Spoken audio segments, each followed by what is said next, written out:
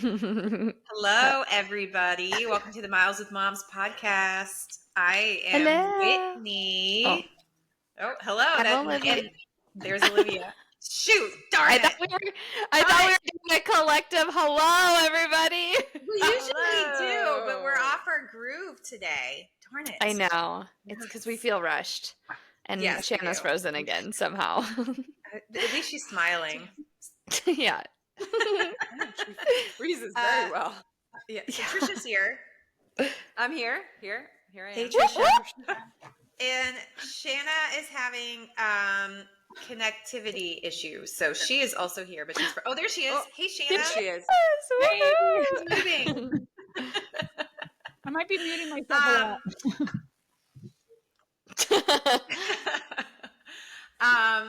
Yeah. So hey, everybody, welcome to the Mouse with Moms podcast. We are a podcast for moms who run by moms who run. And our goal with this podcast is for mother runners everywhere to never have to run alone or feel alone in their mom life struggles or journey to accomplishing big goals. Because guess what? Taking time to take care of yourself and to chase those big goals as a mom is not only okay, it's awesome for you and everything that you are teaching your kids. And today we are doing something super fun. We are doing, we took questions. We're doing a nice Q&A with our listeners. So we will be running through some of the questions. You guys had very good questions. So good, in fact, that we tabled a lot of them and thought, well, we can make a whole episode about this. So that is what we are going to do today. But before we do, I believe Tricia has a shout out. I do. So we are shouting out Jade Hines Clark, who she actually is going to be on an episode coming up here for an interview. But she just crushed and PR'd 5K here in Richmond over the weekend. Dominating. Just awesome person, and has a almost 7-month-old baby. Oh, wow. And just Wow. That's awesome. She's amazing. So go Jade. Go Jade. Go Jade. Wait, so her last name is Hines Clark? Yes. Not spelled the same way as my last name. No. Hinds. Oh, okay. Yes. It's like, are we related? No, I'm just kidding. Tricia, is your ultra coming up? Yeah. You know what I did this morning? I Googled taper plan for a 50-miler. Isn't it like this week? Yeah, sure. Like it's in like 4 days. Correct? Yeah, it's on Saturday. Today is what? When? Yeah. I love that you just Googled it. That's procrastinating. Okay? That's called. It's just like the ultra runner mentality. It's just like, whatever, man. I just run what I feel like. You know what it is? It's more of like, I just have had so much shit going on, and I've been so busy that I literally have not had a chance to think about it. So It's like, I had a patient yesterday ask me about the elevation. I looked at the website for the first time ever. Like, 'cause I didn't even register on it. Yeah. I registered on like ultrasignup.com, not even the actual website. Yeah. I had no clue. I love this so much. I'm going with 2 friends that like do have their shit together. One of the guys is like very like technical. We have a little group text, so I'll figure it out. You're like Googling like trail shoes. Trail shoes for You're like, do people eat at ultra? Yeah, I hopefully have a delivery from the feed coming today, because I was like, shit, I don't know if I have enough gels. Like, oh my goodness. This is how I function the best, though. I don't like to think about things. Like, I stress out. There's like the type A parent, there's the type B parent, and then there's Tricia. We don't know what she is. You know what's funny? It's like, in so many ways, I am stupidly type A. I can see that. Stuff Yeah, like this, I'm like, but not logistics. Yeah. Oh no. You better be staying with those guys. I don't want you to get lost in the woods. Oh, I am. Yeah. Actually, I was talking about NeuroGum yesterday, and they had never heard of it. And one of the guys was like, "Tricia, are you sure that you can chew gum and run at the same time?" Oh my god. It's a fair question. It's fair. I love that. Yeah. So I'll let you guys know how it goes if I can find we my hope way out that of you the mountain. make it through, and we will continue to have a 4-person podcast. You're like still searching the trail on all trails. You're like, how do I even get there? Thank God I'm going with other people. She's gonna end up with a It's 100 okay. miler. I'm gonna say she's gonna end up winning it.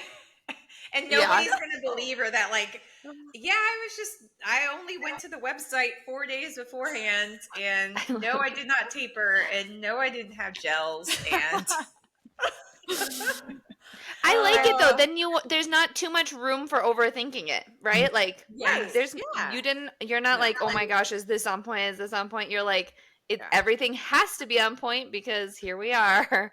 Yeah. So I have no other choice. Right. Yeah. I mean, I get it. I'm that way with a lot of things. So thanks, Olivia. I think it's gonna go great. Well, I would look up, what to do if you run into a mountain lion or a bear or something. Bears, like bears some are survival apparently a real skills. thing.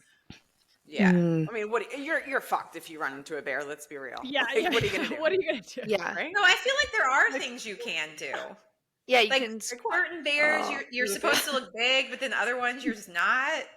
Yeah, that's the thing. Like, how do I know that? I guess I Google you gotta that look it too, up. right? You know, there's that whole question: would you rather run into a man on the trail or a bear? And the answer is always a bear because there's things you can do to fight a bear off. But sometimes, there's that whole thing. Right. Yeah, I know. Yeah. So I'm just saying, on the drive there, maybe just ask the guys, like, what do I do? That's always my fear. And make sure you have a good headlamp. Yeah, I like that you're thinking of bears. Well, like, did we forget that she ran a 75 miler? Come on, guys, she knows what she's doing. Oh yeah, that's right. This is not her first rodeo. Right. Yeah. The one thing that is stressing me out is that like the 2 that I've done ultra distances were loops. So this is like there's 2 drop stations, and that stresses me out a little bit because I'm like, how much do I have to carry on me, and how much do I like? What do I put in the bags? How much will I need? Like that. Yeah. That stresses me out a little bit. But I think that would be nice because then you have options. True. Because you're like, oh, I can change my shoes if I want to, or I can have like extra gels or hydration or, Yeah. You have to drive there to figure it out. To Western Virginia, not West Virginia. Ooh, correct. Because she would be hunted down and burned at the stake in West Virginia. Yeah, they're not. If you don't know what we're talking about, go back a few episodes. Tricia completely offended an entire state. Yeah. It's okay. It's what we do. That's what we do. This is the offensive podcast. You want to get roasted? Come to us. That's right. I'll just okay. On that note, I do want to make a little note that we are going to take a break next week for spring break. So we will miss you. Hopefully you will miss us. Maybe absence will make the heart grow fonder, and then all of you guys will be like, wow, we really miss them. And then you write reviews and that helps us, and it's all Skittles and sunshine. So, and if you miss us, you can listen to our Patreons, which are a little unhinged. Oh yeah. Yes. So. That is, the Patreon is, it's even more unscripted than what you get here. And that's patreon.com/mileswithmomspodcast. Okay, guys, are we ready to get into our Q&A episode? Let's do it. Let's do it. All right. This one, the first question I actually have written about, so I looked it up. But at what age do you stop running with your kids in a stroller? Stop. You said What? stop or start? Did you say stop or Stop. start? Stop. Okay. I read that When wrong you're done. earlier. I had researched it, and it's 6 years. Some of them say at 6 years, but my answer is when you can't keep them in there anymore, or it's just too heavy and too hard. Like, you will know. There's not. In my opinion, there's not an age where you're hurting their development or something like that because you're running with them in a stroller. It's just they outgrow it, and you know that it's time. Yeah. What do you guys think? Yeah, agreed. Like, when my son is super big, like he's in the 99th percentile for height. He's a 9-year-old, but he's the size of like a 6th grader. So when he was 4, so he's 4. Feet are all dangling 3. off. He was so big. Like, I couldn't, on the bob, I could not put the cover over the top because his head. So I couldn't get the buckles on. Like, I'm like, okay, we can't do this anymore. Like, that was the time. But my 6-year-old is a little petite thing, and I can still push her in the stroller. So I think size. Size matters. What's your 6? Size matters. Gosh. Guys, we're not even that far into this episode. Snorted into the microphone. I'm so sorry. Oh my gosh. Size does matter. Is your guys' 6-year-old getting into the stroller? Like, there's no way. I have a 6-year-old right now, and she would be mortified if I ever pushed her in that thing. She would be like, I'm not a baby. I'm not getting in there. Oh, yeah. Eleanor started walking at 9 months. Yeah. She walked crazy early, and she was done. Like, our stroller days were done. As soon as she started to walk. Wow, really? Yeah. Oh, man. Oh, that's that's crazy, because that changes everything. Yeah. Yeah. That's why I don't talk a whole lot about stroller running, because it was great when she was an infant. But once she started walking, she had no interest being in there. And it was like, for me to run with her in there, I would have to hold her down and restrain her, and then she would just be screaming the entire time. They're definitely like, I feel like ebbs and flows of like their development, where they're like really good and then really tough and then really good and then like I've gone through that so many times too. Or like, it's hard too with the double stroller because one like loves it and then one doesn't. My son has gotten a little bit big for it too. Like, the other day I kept putting stuff and I was like, it's weird that it's slipping down like on the top, and he was like, stop putting stuff on my head, Mom. And I was like, I didn't realize that, like, your head, that's so funny. Like, I just didn't even think about it. And but his attention span isn't great for it anymore. But my daughter will still, man, I could cruise her around on that thing all day. But I'm surprised that Charlotte I'm surprised too. Cool with it. Yeah, I'm surprised too. I mean, who knows what she's saying. I just tune her out, but she's probably just like cursing me out. And that house is cool. That house is ugly. Run faster, Mom. All right. What's harder, breastfeeding or marathon training? Marathon training. Shanna. Marathon training. Absolutely. Like, when I'm breastfeeding, I'm in my bed. Like, what? Like, I don't know. I mean, okay, don't get me wrong. Like, I had a time where I was breastfeeding 2 babies at the same time. My twins, I breastfed them like footballs. Like, it was just like, here we go. Just like footballs. I'm impressed. And that was pretty hard because I had 5 kids at the time. 5 kids, 4 and under. And clearly one of my kids is done going poop. Professional butt wiper, you're on call. I'm gonna finish this thought and then I'll go take off. But yeah, so like when my twins were breastfeeding and I had 3 little kids below that, they were 5 under 4 or 5, 4 and under or something like that. It was really hard. Like, that was really hard because I was like breastfeeding 2 babies. I had no other hands and I'm like, somebody come and get the remote for me. That was hard. outside of that, like all my other babies, my single babies, they weren't hard to breastfeed. Like I would breastfeed them on the go. I'd breastfeed them in the pack. Like, whereas marathon training, it's like you're to a full-time job. I don't know. What are your guys' thoughts? I disagree. I disagree. Really? I thought breastfeeding was very hard. I think it's because I could never same. get on a good schedule. So I felt like I was feeding all the time, and it was very anxiety provoking for me because were they getting enough? Oh no, did I burp them enough? Are they going to get gas and be up all night because I didn't burp them? Yeah. So I felt a lack of control, sense of control, whereas with marathon training, I feel way more in control. Mm-hmm. And it's just about me. Whereas when you're breastfeeding, it's, first of all, you're at the beck and call of somebody else, and then it's somebody's livelihood, which is stressful.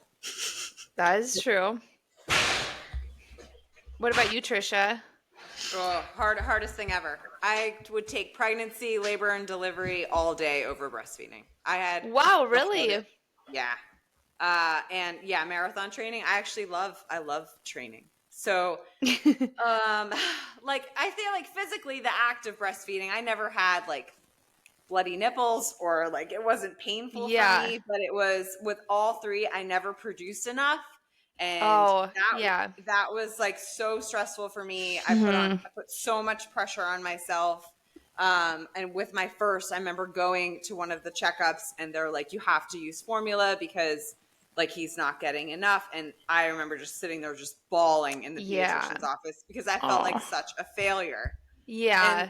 And then going into my second and my third, I was like, okay, I'm not going to put this pressure on myself.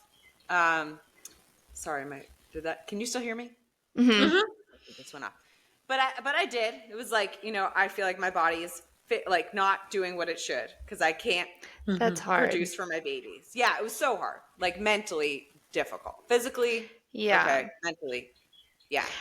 It's hard. I feel like I have like a group of people that I see regularly, and they didn't like breastfeeding. Like, and so I always have a very hard time with that because it was just a choice of like, I just didn't like it. And, and I get that. And I try to be really understanding of like, I don't know, like, who knows what led to that thought process. Right. And so I'm trying to be really like, cause then I have friends that are like, they pumped every hour for hours just to get like 2 drops and, like I think about them all the time and they're like, they would give anything to just like not like it enough to do it, Mm-hmm. And so I know that there's like that side of it where it's just so hard to even like mentally be in the position where you're like in charge of your baby's like growth and well-being and then feeling like a failure or there's so many different parts of breastfeeding. And I read so many books about breastfeeding while I was pregnant, and then I didn't end up needing any of them. I was like, my babies both just like latched amazingly, and I was like, oh my god, I'm Mother Earth. Like it was oh my god, I could have been like a lactation specialist at that point because I was like, I'm going to do this, and I was like immediate contact and all that stuff. But yeah, for me it was like amazing, perfect experience. Like I produced a ton. I loved pumping. If I still could, I would sit down and I'd pump right now. I loved it because I just felt like that Olivia is a psychopath. Yeah. Oh my gosh. Are you kidding me? I just think it was so cool. I loved everything about breastfeeding, and like I still do. Like whenever anybody is breastfeeding, I'm like that's so cool. It's so cool. However, I know that I have to be careful who I say that around because I really do have friends that like my friend, she literally would pump for hours every hour. She would only take like an hour off a day. She would only get the smallest amount of milk, and she did it for months. And I was like, I always just tried to tread really lightly about how much I talked about that, you know? But I will say, I don't feel like breastfeeding and marathoning are in the same category at all. Like, because, I mean, there's the option to not do either, you know? You could, like, not run marathons. You could also formula feed and things like that, you know? And, like, yeah, I mean, and there should be no judgment with either of those if you choose not to do either of them. That's you know? true. Right? So, that's true. But 5K's formula. Quick question. All good. Yeah. Oh yeah. What do you enjoy about pumping? Is it the way your nipple looks when it's being sucked? I know. Like, that looks cool. Like, I love how my skin can do that. Like, literally sign me up. Like, I thought it was. You would do it right now. Like, I would do it right now. Are you kidding me? Because I had someone that, like, right before I had Grayson, she was like, I just couldn't do it. I felt like a human, or I felt like a cow. And I was like, yeah, that's crazy. And then I was like, I love feeling like a cow. It made me feel like, one, I could see how much milk I was making. Like, the human body is the coolest thing on planet Earth. So then it's like, yeah, we always are like, oh, milk comes from cows. And I thought that was so cool that I too could make milk. And I just thought it was amazing. And then also, like, when you're wearing the pumping bras, you know, and then you take the pump off and you look like hot dogs. Hilarious. I would always be like, Matt, come look. Yeah, wow. I have. Yeah, okay. Like, so, I loved and then also when you're at a social gathering and you're tapped out and you're done, guess what? Nobody's bothering you while you have. I would just, like, go pump all the time. Like, I would just hook it up. The only thing about it I liked was working in an office that I got to close my door and be by myself. Yeah. I felt so empowered, like, literally. I will backpedal and say that was probably the hardest part for me for breastfeeding, because I was a CNA at the hospital and I had like 30 patients to one CNA, which is like totally illegal. But like they would make you almost feel bad for taking, and my boobs would be so engorged like on my shift, and I was like, I need to pump. And then the 2020 thing, like when 2020 happened, my twins, and at 9 months my supply started going down because like the moment I start exercising, any kind of running, my milk supply tanks, and we had to start finding formula when they were 9 months old, and that was terrifying. So I will say that was probably like the most scary part, like during 2020 for like everybody, when there's like that formula short for a while. That was scary. Like that was scary. But yeah. There is just so much stress with it because you're feeding your baby and you're like, are they getting enough? Or even if you like know that your supply is good, you're like, babies do things where you're like, oh, you know, I quit lactose entirely for both of mine because I was just, you know, I wanted them to like not have any gas. So there's just so many things about it that are just tough. Like, yeah, like if they don't finish on the whole boob, you know, and so they're not getting like the thick fat stuff that's at the bottom, then they're not getting the nutrients they need. And I don't know. It was stressful. So, if anyone wants to talk about pumping some more, I'd be happy to talk about hot dog nipples. Yeah. I think I said that at one point. Did I say that? I don't even know. Yeah, you absolutely did. Yeah, I blacked out for a second, but it always makes me laugh. So, you know what? That's life, and honestly, that's postpartum. When you're postpartum, you're a mess, and you do oh my gosh, this is my life now. Yeah, and so I loved it all. Have all these bodily fluids all over you, and oh my god, you never know when you're whipping a boob out. Yeah, it's a mess. Okay, let's do a simpler one. What is the best way to stash gels during a marathon? I'm so sorry. I just like every time I talk, I'm like, why? Why are these my thoughts? I know. I'm scared for your answer now. Like, I don't know. You like get off on pumping and like what's get off on pumping? Sign me up. Me and a breast pump. You just the noise it makes. It just goes different strokes for different folks, you know? Yeah, you know, I'm not judging. It sounds like you're judging, but no, it's okay. It's fine. It's okay. Originally from West Virginia. Just kidding. Oh, now it's coming together. Okay, gels. First of all, I want to say I really like UCAN. I didn't discover UCAN until after I ran a marathon, but I love it because you can have it every 75 minutes instead of every 30 minutes. And I usually stuff my gels in a bra, a pocket bra.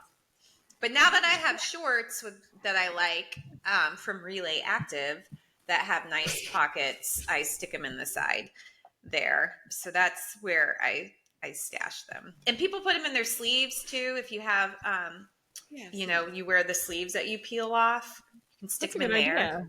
And I never then knew hold that. them. Yeah. Some people use the safety pin, which just seems really dicey to me to pin them inside their shorts. I don't know why you would do that, but I know people do. Sounds dangerous. Where do you guys usually keep all your gels? Tricia, where do you store them when you're doing your ultras?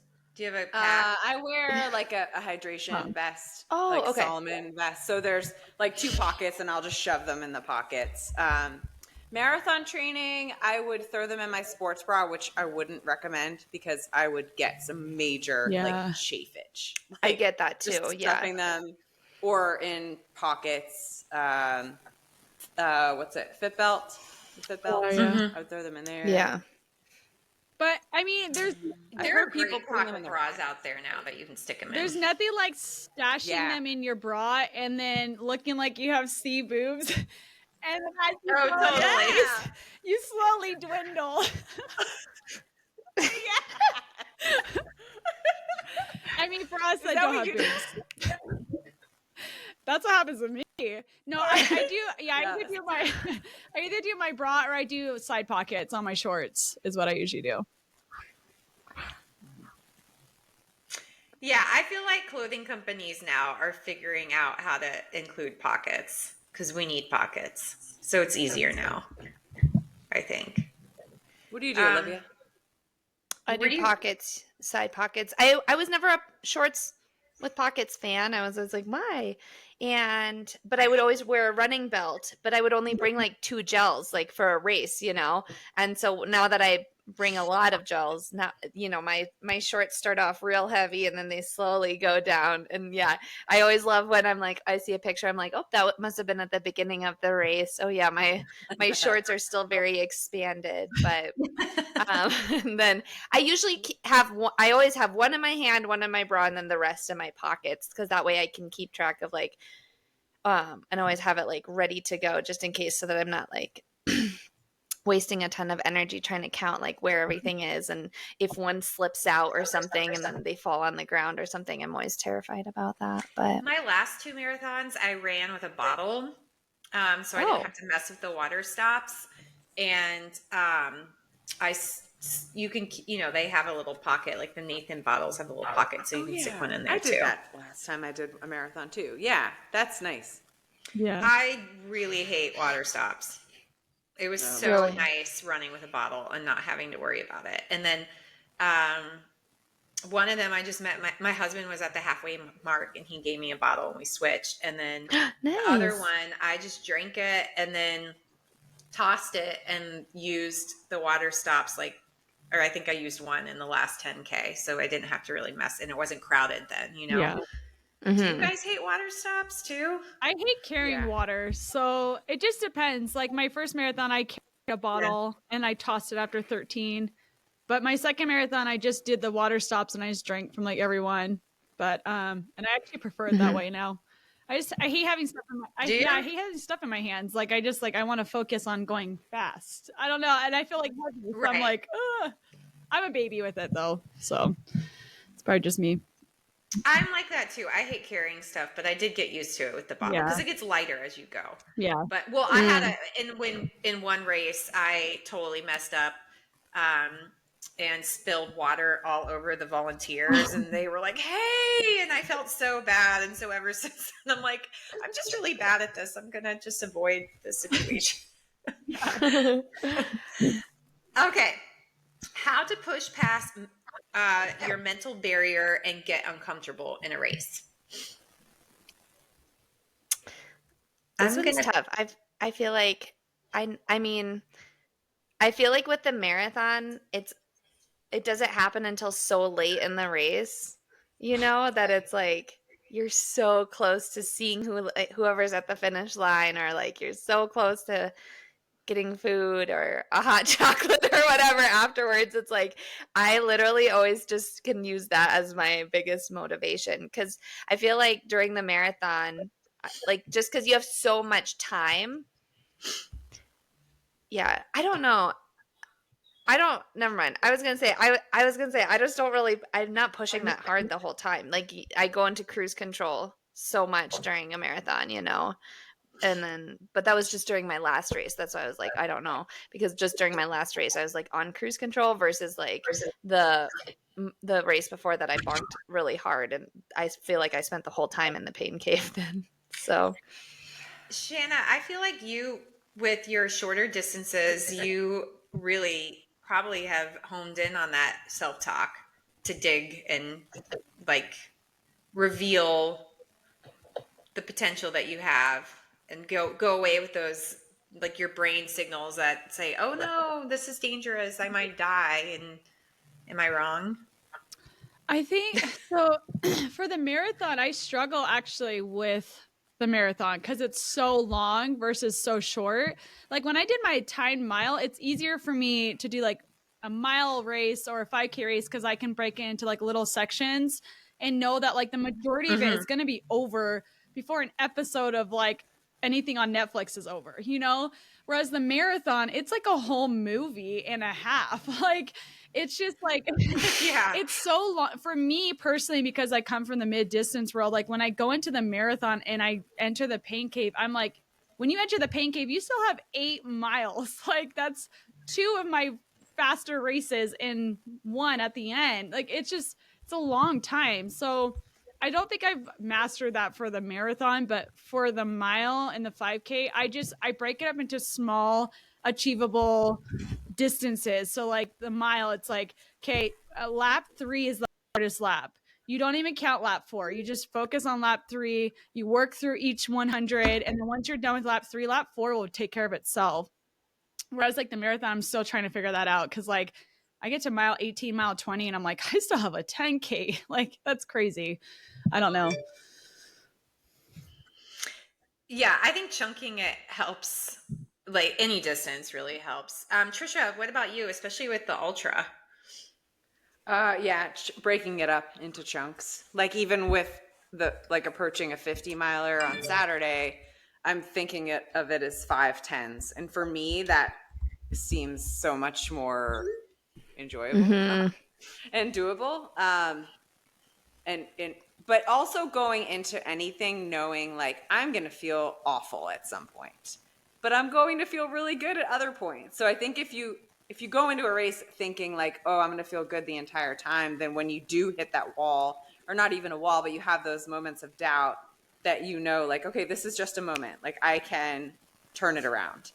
And I think having done the really long distances before, now I know that like you can feel like absolute hell, but then 5 minutes later feel better. So just kind of keeping focus on that really it's a beautiful metaphor for life. I always remind myself because I have that internal dialogue and wait, is that, yeah. What's wrong with me today? I don't know. I can't talk.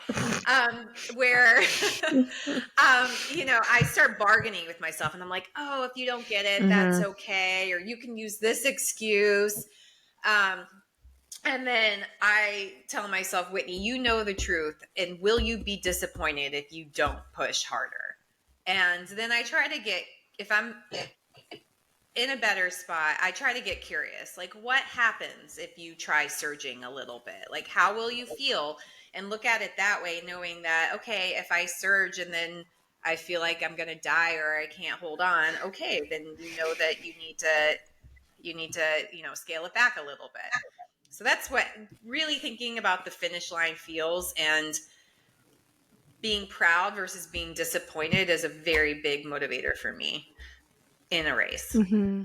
I'm very big on like positive self-talk too. I mean, like I always joke about like my race photos, but you will very rarely like not see me smiling because like especially during a race, like we have all worked so hard for it, especially if you like say like your training plan didn't go as you thought it was going to, like you still made it to the start line. And honestly, sometimes like race day logistics are harder than the race. I hate race day logistics, but like once you cross that start line, like you're there and you're in it. And so like you might as well, because like I always think of it like if your best friend was running next to you, you're not going to be like negotiating with them, like why are you going to do it with yourself? And so I always tell myself that like I would never like let a friend be like, oh, this just like, I just hate how I feel right now. I hate what this is going to do if I like, you know, the outcome of this isn't what I want. Like I would never accept that kind of talk. And so like, why am I going to accept it from myself?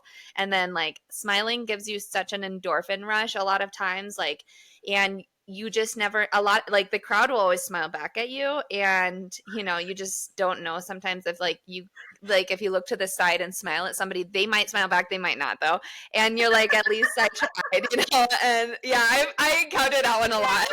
So I think that would be so like, awkward if you're running just I do it all the time. I do it literally all the time. You will find, because I'm like, I'm happy. They don't know that what I'm listening to, or I don't know what they're listening to. And so you don't just smile at horses. You also smile at people running. I will smile at anything that I feel. Yeah.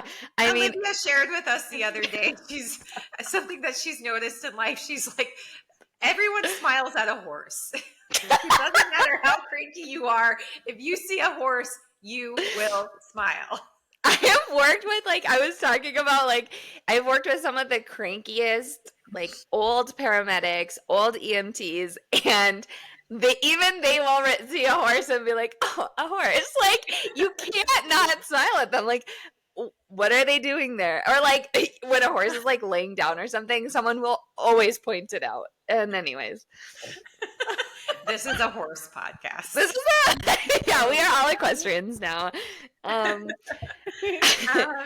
think there is actually. I think we have time for like one more. Okay. What did you say? Do you guys have a preference as to which one? Wait, what did you say, Tricia? Oh, I was gonna say there is like research that proves that smiling when you're in pain like will like help. Yeah. So yeah. I wholeheartedly believe it. You'll find me on the treadmill even being like, just smile. Yeah. I'm gonna try doing that when I'm in a tense moment with my family. I'm just gonna start smiling and seeing. Oh my gosh, I started like, many podcasts. I just want to go on a quick 10-second rant about soccer cleats. Why are they so fucking hard to put on? Yes. Terrible. So hard. And then you get the ones without the laces, and those are even harder. Right. But anyway, it was so stressful. And Jake's the coach, and he comes from a long day, and then Cal's melting down because he can't put his soccer cleats on, and then Eleanor starts yelling at Cal because he's crying, and so now she's mad that he's being so loud. And I'm just gonna start smiling. You should. I've started so many fights that way where I'm like, I'll just start smiling, and then Matt will be like, I just love how you think this is fucking funny. And I'm like, I honestly do. I'm so sorry. There we are. Yeah. Okay. Let's see. We have to go soon, so I'll do a quick one. Have you guys ever pooped your pants running a marathon? Oh my god! No. I was not expecting that. No. No, me neither. Absolutely not. No. No, have you? No. Whitney. Me? I have. Yeah. No, I have not. I did. The year that I ran, this would be paywall. Was it a shark? When I ran Indy with my torn hamstring, because I was trying so hard to move my leg. I had bloody stuff after. Oh gosh. Because I went to the doctor. Everything was fine. Oh my gosh. Oh, That's man. terrifying. But so somebody wrote in, they said, is it like, why is it that marathoners always poop their No. pants? But I've never pooped my pants during marathon. Yeah. No. I think that's still a rare moment. It's not super common to see people poop their It's not pants. as commonplace. No. Yeah. If it is, that's a problem. Like I knew someone actually that she was a really good like Olympic trials marathon runner, and she would poop her pants every single time. But she had a lot of my gosh. So that's like a pelvic floor issue. Yeah, and then she just had a lot of GI stuff. Eating stuff that was GI stuff. Yeah. Yeah. Oof. So, but I would not say that should be normalized. Yeah, it's probably. I think that it would be if it was happening more than just like one time where you're like eating something bad or whatever, that it would be an actual medical problem. I think the if anybody's wondering why they poop their pants so much, I don't think people are actually talking about pooping their pants, but like a lot of times when you like a lot of times gels and running fast can cause GI distress. Or actually not even just running. Yeah. If you don't train your gut, you gotta do gut listen. training. You have to practice fueling on a run to avoid having what is known as runner's trots. You should be clenching so hard that it should never leave. It should never leave. Okay, that's part of marathon training. If you have not learned how to clench, then you should not be starting the line. No, 100%. I feel like if I had pooped my pants during a marathon, I wouldn't come on a podcast because I would probably never not talk about it. Like, unfortunately, with my personality, you'd be like, nope, and then there I was pooping my pants again. Or we would have talked about it in our feeling episode, which was just us talking about times we've had to emergently find a porta potty, which we all did. So like I just feel I wouldn't be able to come on a podcast and like it would be I'd be like, hello, I'm Olivia. I have pooped my pants in public before. Like it wouldn't. You brought up a good point too. Like in a marathon, there's porta potties everywhere. Like there's no you should be able to make it. Unless you don't want to stop and you're like, I'm just gonna go because I don't. So that's a good question for the crowd. Like if it came to cutting off a minute of your time or shitting your pants, what would you choose? I would if I'm on track for a good time, I'm gonna shit my pants. No. Oh really? Yeah? Okay. I wouldn't be on track for like a world record to ever shit my pants. Like it's not. No, same. The closest I came was at Grandma's marathon, and I called my husband, and I was in full panic mode. And anybody who was next to me, I was like, I will not shit my pants. But my husband would have loved something. Like he would have told every person he ever knows that I would do that. Like he would think it's fantastic. And I was like, and it's so sad because my watch obviously shows what my marathon time would have been if I hadn't stopped because I paused my watch. And I was like, but I've never once gone back and been like, darn, I wish I would have gotten like a 3:02 instead of a 3:04 and just, ran with, I would be like, everybody behind me would have gotten pink eye. I would have been convinced of that. I would have been like, oh my gosh, like a dog chasing after me. Like I would never be, how are you getting in the car afterwards? Like what? Oh, hey Matt, can you grab me a trash bag? Absolutely I changed my answer. You've been very convincing. I guess I didn't think this through. You wouldn't. I mean, you could be like a little. It's not a trash bag. Imagine the part where you have to, it's a whole thing. You have to do the whole walk at the end of the finish line to go get your medal, to go see your family that watch the crowd. Poop down your leg. Right. People are not going to be smiling at you. No, it'd be mortifying. No. That's like my worst nightmare. I would cry. I literally cry and then like never show up in the and it would probably somebody would get it on video and it would go viral. Yeah, absolutely. All right, I changed my answer. Who asked that question? We did. Oh, I don't know. I'd have to go back and look. They wanted to know what was up with marathoners pooping.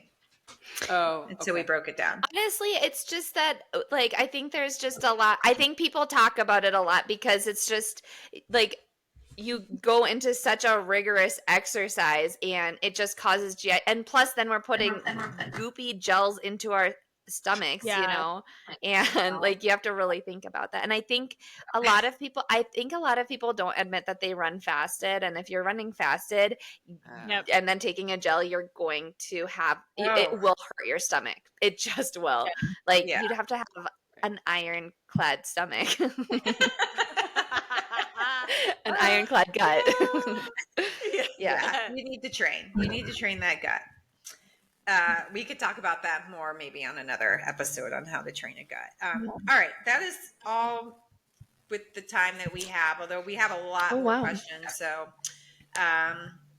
they asked really good questions. So we'll have to do this. I was going to say, these were good questions. Yeah. They are good. And I like how variable they were. Tricia, you have a review to read, I believe. I sure do. Let me pull it up here real quick. So this review actually comes from my brother-in-law, who I was very surprised. I had no idea that he listened to the podcast. And I mean, I think we all just kind of assume that most of the people that are listening are also mother runners. But coming out of this, I learned that there actually are a handful of men out there. So thank you, gentlemen. They can't wait to hear about the hot dog nipples this episode. Hot dog nipples. Literally just like stop thinking about it. Stop thinking that you said that out loud. Yeah. We might have more guys on here. Like, thanks to that. Scrolling back in my feed. Did she ever post after she was on the pump? All right. So this is my brother-in-law, Ernest. Hey, Ernest. He sent me a text just saying, hey, Tricia, just wanted to let you know I've really been enjoying the Miles with Moms podcast. As much as I'm sure any mom trying to make time for her self-care through running or fitness in general can relate and feel supported, you ladies also provide a lot of perspective into motherhood that can benefit a lot of us dads as well. And he also went on to say that he was about 5 episodes in, and really it's just been so refreshing and hilarious. I love that the podcast is like 60+% laughter, which definitely adds a real good effect. Aww. Like that. It is a lot of laughter. It's true. So sweet. Yeah. The next episode, we should just be really serious and not laugh at all and see what happens. Right. Could we do it? I will not be there for that one. I'm so sorry. I'm busy. I have plans. Yeah. There's no way. I'm looking at horses. in her hot tub. In her hot tub. Pumping.